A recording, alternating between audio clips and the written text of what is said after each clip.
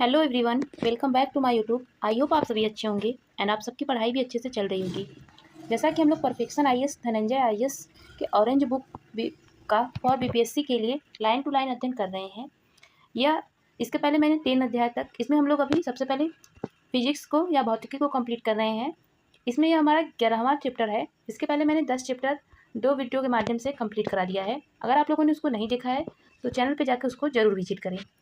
आइए शुरू करते हैं। उसके पहले अगर आप लोग चैनल पे फर्स्ट बार आए तो चैनल को सब्सक्राइब जरूर कर लीजिएगा, बेल आइकन को भी ऑन कर लीजिएगा।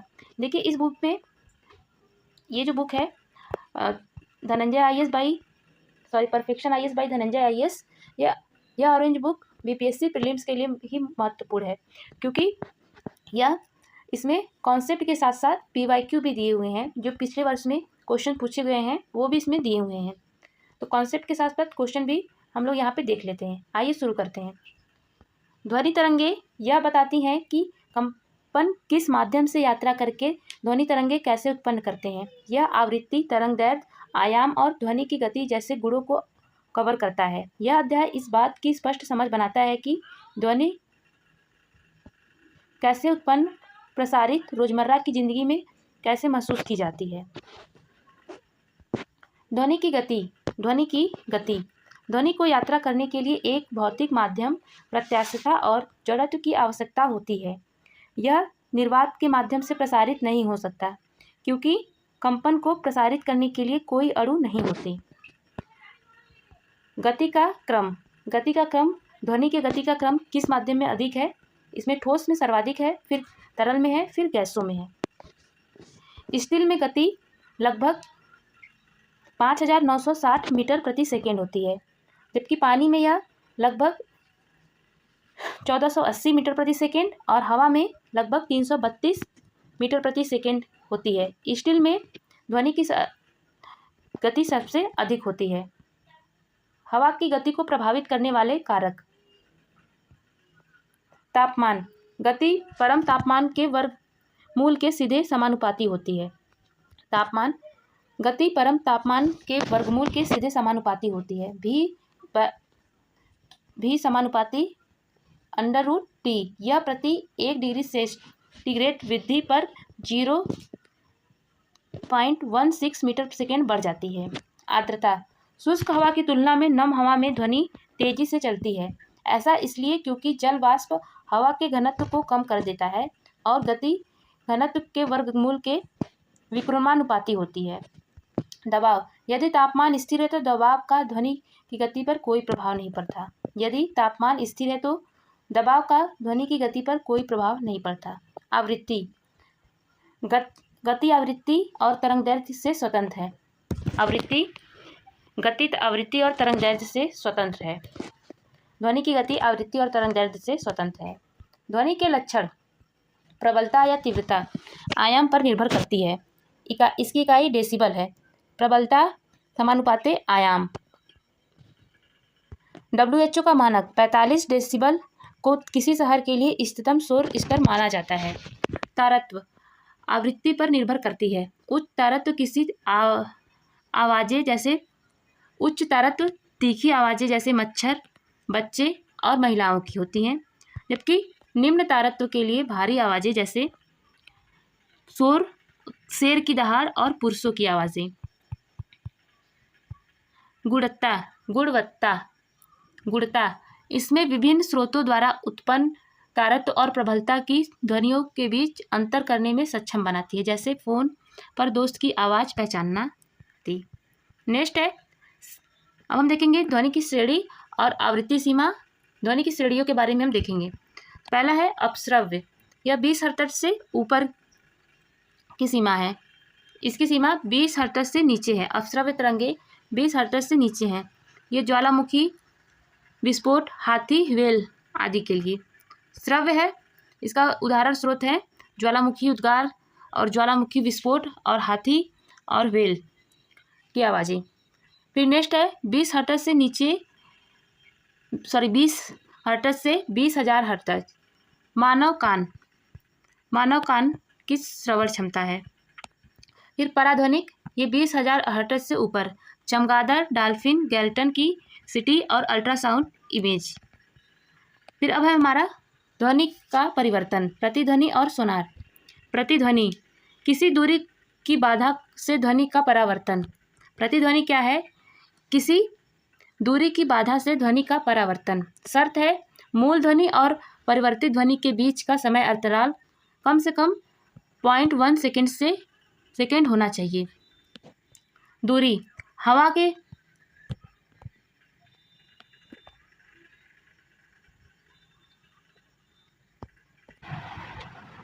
हवा में आवश्यक न्यूनतम दूरी 17.2 मीटर है। अनुरणन, बार बार होने वाली परिवर्तनों के कारण ध्वनि का लंबा होना, जैसे एक बड़े हॉल में भारी पर्दों या कालीन जैसे ध्वनि अवशोषक सामग्रियों का उपयोग करके कम किया जाता है। सोनार, ध्वनि नेविगेशन और रेंजिंग, समुद्र की गहराई मापने और डूबी हुई पनडुब्बियों या आइसबर्ग का पता लगाने के लिए पराध्वनिक तरंगों का उपयोग किया जाता है। डापलर प्रभाव, स्रोत और पर्यवेक्षक के बीच सापेक्ष गति की आवृत्ति में स्पष्ट परावर्तन का कारण बनती है। डापलर प्रभाव क्या है? स्रोत और पर्यवेक्षक के बीच सापेक्ष गति ध्वनि की आवृत्ति में स्पष्ट परिवर्तन का कारण बनती है। अनुप्रयोग, पुलिस रडार, गुजरती कार की गति की गणना करने के लिए। चिकित्सा में रक्त प्रवाह दृश्यता के लिए कलर डापलर। खगोल विज्ञान में पृथ्वी से दूरी जा रही आकाशगंगाओं के रेड शिफ्ट की गणना के लिए। अब हम देखेंगे सुपरसोनिक गति और मैक संख्या। विमानों और मिसाइलों की गति को दर्शाने के लिए उपयोग किया जाता है। मैक संख्या, वस्तु का वेग बटा ध्वनि का वेग। सबसोनिक मैक 1, देखिए सबसोनिक होता है यह मैक 1 से कम होता है। सुपरसोनिक यह मैक 1 से बड़ा होता है।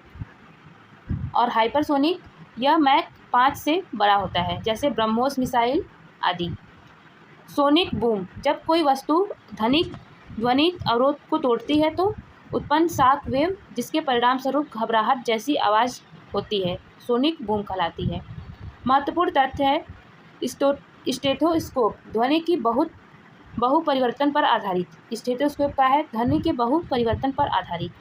अंतरिक्ष में ध्वनि, हम सूर्य या चंद्रमा पर विस्फोट नहीं सुन सकते, क्योंकि ध्वनि की यात्रा के लिए कोई माध्यम नहीं होता। तीव्रता मापन, ऑडियोमीटर का उपयोग ध्वनि की तीव्रता मापने के लिए किया जाता है। गति, 0 डिग्री सेल्सियस पर 332 मीटर प्रति सेकेंड।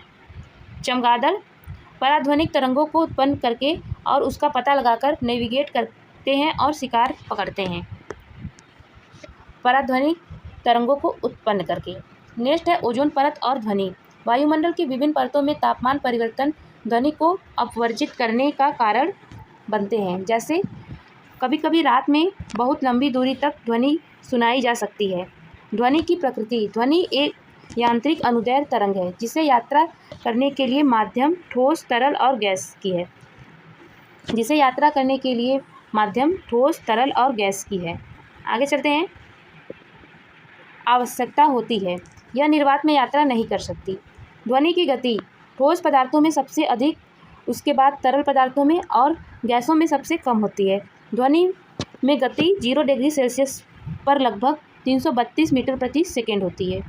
तापमान का प्रभाव, माध्यम के तापमान में वृद्धि के साथ ध्वनि की गति बढ़ती है। तापमान का क्या प्रभाव होता है? तो माध्यम के तापमान में वृद्धि के साथ ध्वनि की गति बढ़ती है। आर्द्रता का प्रभाव, शुष्क हवा की तुलना में नम हवा में तेजी से चलती है, क्योंकि नम हवा शुष्क हवा की तुलना में कम सघन होती है। श्रव्य सीमा, मानव का कान 20 हर्ट्ज से 20,000 हर्ट्ज के बीच की आवृत्तियों का पता लगा सकती है। नेक्स्ट है अवश्रव्य तरंगे। 20 हर्ट्ज से नीचे की आवृत्ति वाले तरंग भूकंप, ज्वालामुखी विस्फोट और व्हेल द्वारा उत्पन्न। पराध्वनिक तरंगे 20 हर्ट्ज से अधिक आवृत्ति वाले तरंगे चमगादड़ द्वारा नेविगेशन के लिए और सोनार, साउंड नेविगेशन एंड रेंजिंग में समुद्र की गहराई मापने के लिए उपयोग की जाती है। तारत्व और आवृत्ति। ध्वनि की तीक्ष्णता या पतलापन को तारत्व कहा जाता है, जो सीधे आवृत्ति पर निर्भर करती है। एक महिला की आवाज़ में आमतौर पर पुरुषों की तुलना में उच्च तारत्व होता है। प्रबलता और आयाम। ध्वनि की तीव्रता या प्रबलता कंपन में आयाम के वर्ग पर निर्भर करती है, डेसिबल में मापी जाती है। प्रतिध्वनि।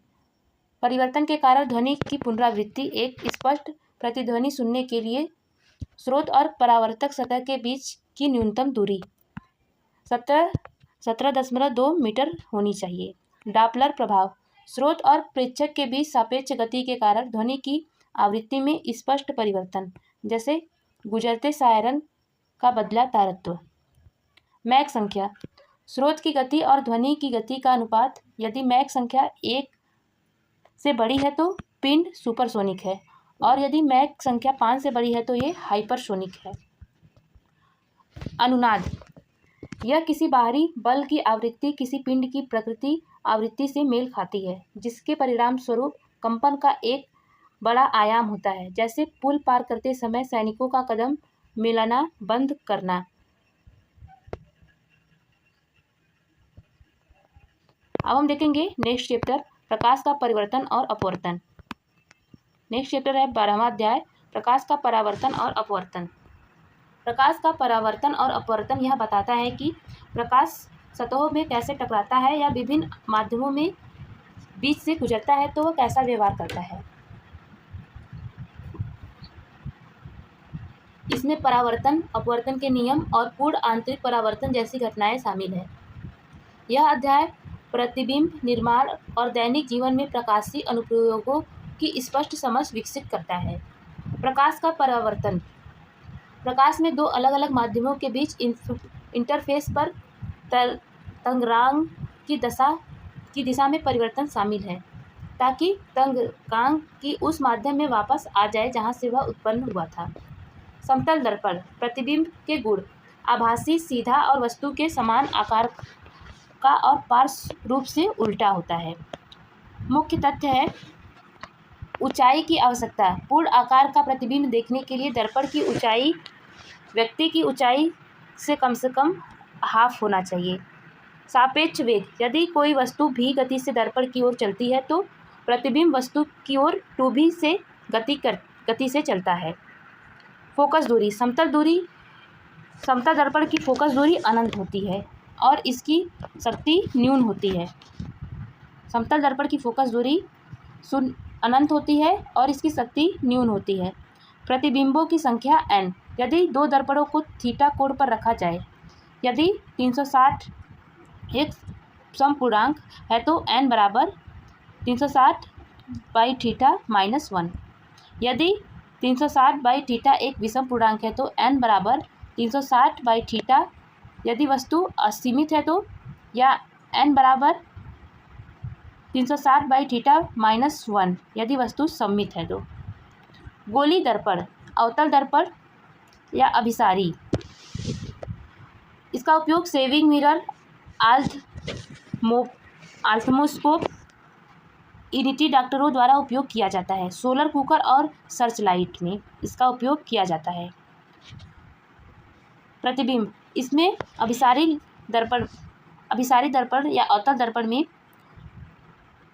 वास्तविक या आभासी हो सकता है। जब कोई वस्तु फोकस दूरी और ध्रुव के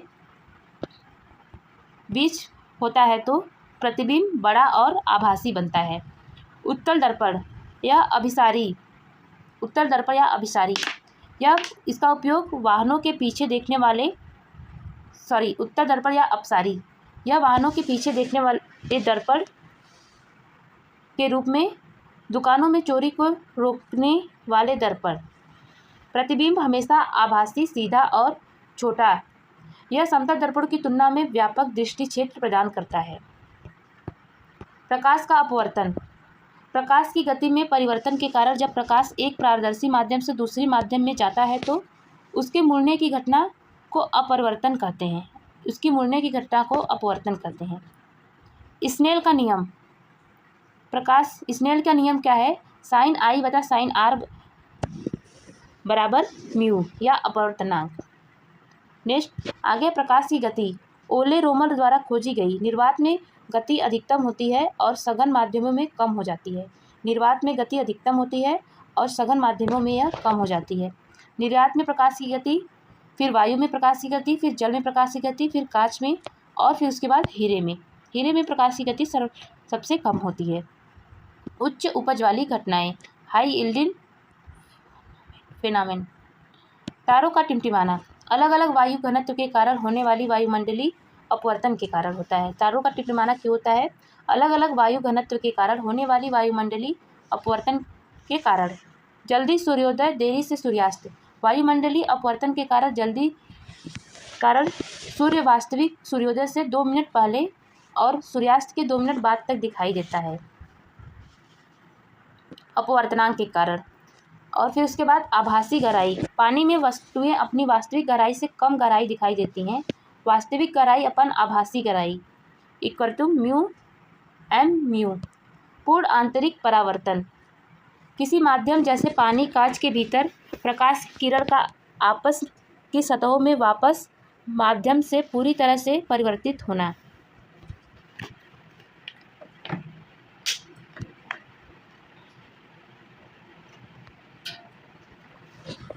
आपतन कोण I का मान क्रांतिक कोण C से अधिक होना चाहिए। आपतन कोण I का मान क्रांतिक कोण C से अधिक होना चाहिए।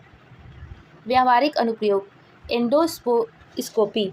ऑप्टिकल फाइबर आंतरिक अंगों की जांच के लिए TIR का उपयोग करते हैं। माध्यमिक तृष्णा जमीन के पास हवा की परतों के गर्म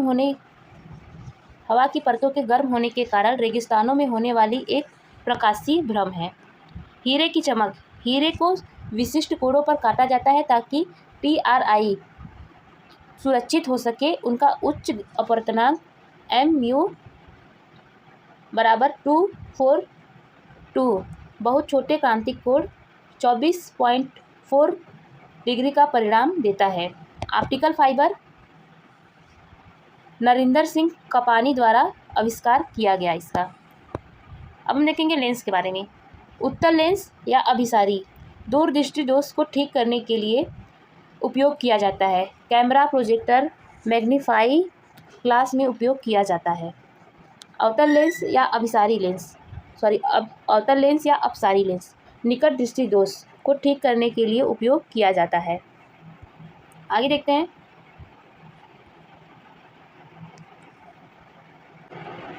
लेंस की शक्ति डायोप्टर में मापी जाती है। P बराबर 1/f, जहाँ f मीटर में फोकस दूरी है।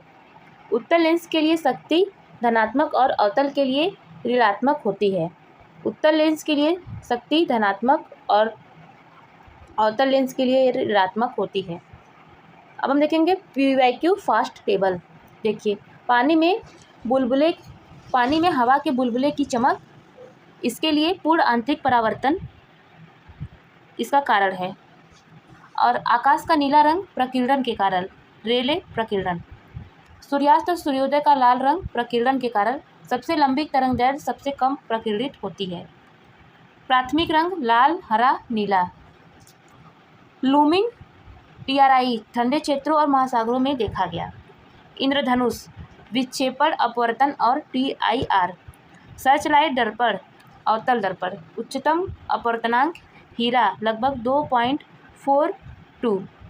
सारांश दर्पण और लेंस की तुलना। उपकरण देखिए, अवतल दर्पण इसकी प्रकृति अभिसारी होती है, यह दोष सुधार में लागू नहीं।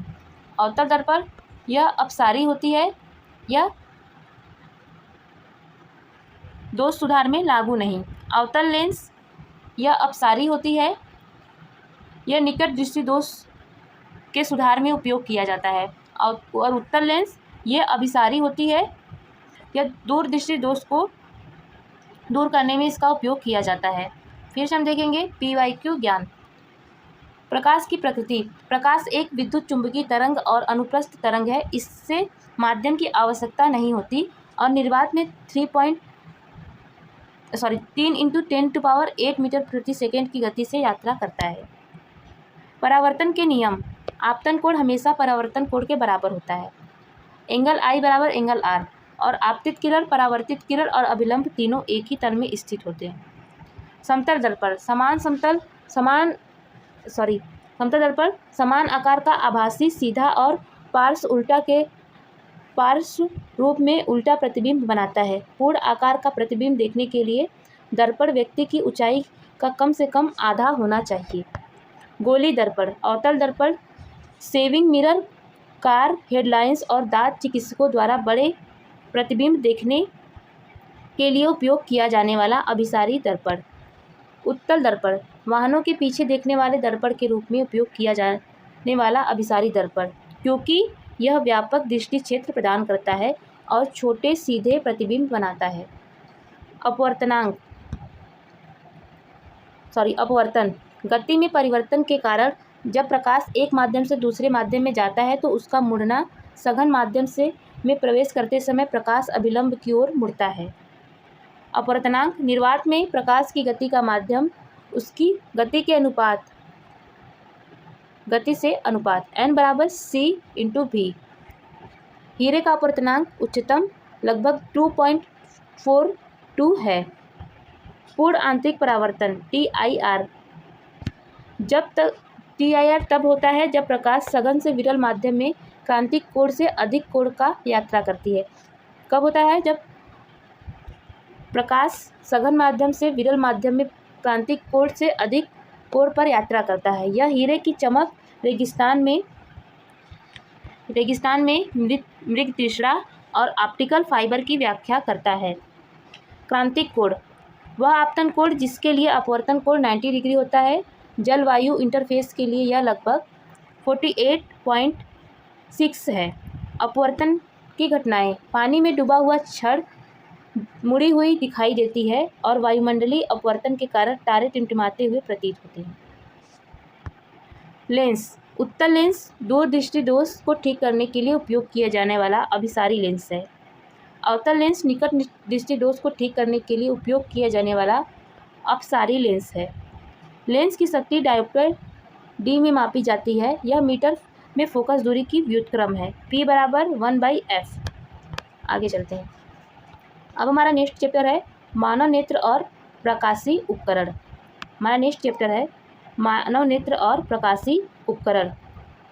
मानव नेत्र और प्रकाशीय उपकरण मानव आँख की संरचना और कार्यप्रणाली के साथ साथ सामान्य दृष्टि दोष और उसके सुधार की व्याख्या करता है। यह सूक्ष्मदर्शी और दूरबीन जैसे प्रकाशीय उपकरणों और उनके कार्य सिद्धांतों को भी शामिल करता है। मानव नेत्र संरचना और कार्य। आँख प्रकाश के अपवर्तन के आधार पर प्रतिबिंब पर ध्यान केंद्रित करने के लिए कई शारीरिक परतों के माध्यम से कार्य करता है। आँख प्रकाश के अपवर्तन के आधार पर प्रतिबिंब या ध्यान केंद्रित करने के लिए कई शारीरिक परतों के माध्यम से कार्य करती है। कार्निया सबसे बाहरी प्रदर्शित परत। तथ्य है आँख के कुल अपवर्तन का 80% वायु कार्निया इंटरफेस पर होता है। आइरिस और पुतली। आइरिस रंगीन भाग पुतली के व्यास को समायोजित करके प्रकाश की मात्रा को नियंत्रित करता है। तेज रोशनी में पुतली सिकुड़ती है, कम रोशनी में यह फैलती है। क्रिस्टलीय लेंस एक पारदर्शी लचीली उभयोत्तल संरचना। तथ्य यह रेशेदार जेली जैसे प्रोटीन पदार्थ से बना होता है। सिलियरी मांसपेशियाँ ये मांसपेशियाँ लेंस की वक्रता को बदलती हैं। समायोजन दूर की वस्तुओं को देखते समय मांसपेशियाँ शिथिल हो जाती हैं। लेंस पतला हो जाता है, फोकस दूरी बढ़ जाता है। पास की वस्तुओं को देखते समय मांसपेशियाँ सिकुड़ जाती हैं और लेंस मोटा हो जाता है, फोकस दूरी कम हो जाती है। रेटिना प्रकाश के प्रति संवेदनशील आंतरिक परत। रेटिना प्रकाश के प्रति संवेदनशील आंतरिक परत। राड्स परिधि और कम रोशनी वाली दृष्टि तीव्रता के प्रति संवेदनशीलता के लिए जिम्मेदार। कॉन्स रंग दृष्टि और निवारण आवृत्ति के प्रति संवेदनशील के लिए जिम्मेदार। जली और कचाव द्रव वे तरल पदार्थ जो अंतः नेत्र दबाव को आकार बनाए रखते हैं। जली और कचाव द्रव क्या है? वे तरल पदार्थ जो अंतः नेत्र दबाव और आकार बनाए रखते हैं। यह है आँख की संरचना। आप इसका स्क्रीनशॉट ले लीजिए दोस्तों। ताकि आप इसको बार बार देख के रिमेंबर कर सकें। दृष्टि दोष, जब आँख सीधे रेटिना पर प्रकाश केंद्रित नहीं कर पाती तब अपवर्तन त्रुटियाँ होती हैं। दोष, तकनीकी कारण, प्रतिबिंब निर्माण और सुधार। निकट दृष्टि दोष, इसका तकनीकी कारण नेत्र गोलक का बहुत लंबा होना, अत्यधिक वक्रता। इसका प्रतिबिंब रेटिना के सामने बनता है। और इसके सुधार, अवतल लेंस का प्रयोग।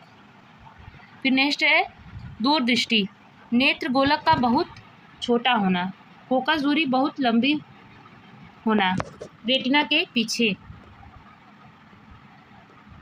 प्रतिबिंब का निर्माण कहाँ होता है? रेटिना के पीछे। उत्तल लेंस द्वारा इसे सुधारा जा सकता है।